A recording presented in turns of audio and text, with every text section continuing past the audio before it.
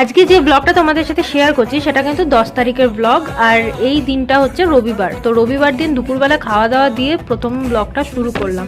অনেক দিন ব্রেক নিয়েছি, কেন কি শরীরটা ভীষণ পরিমাণে খারাপ ছিল আর ছেলের এক্সাম চলছে এই কারণে। তো যাই হোক, এখন দেখতেই পাচ্ছ আমার শ্বশুরমশাইকে আমি খেতে দিয়ে দিয়েছি, ভাত বেড়ে দিয়েছি। আর আজকে হয়েছে মাটন।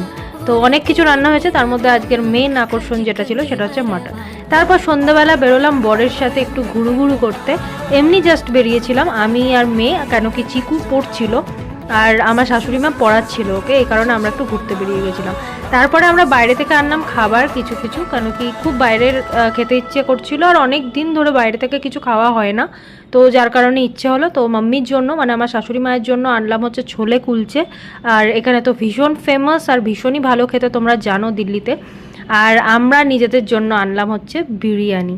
আর একটা জিনিস আনা হয়েছিল, সেটা হচ্ছে মিট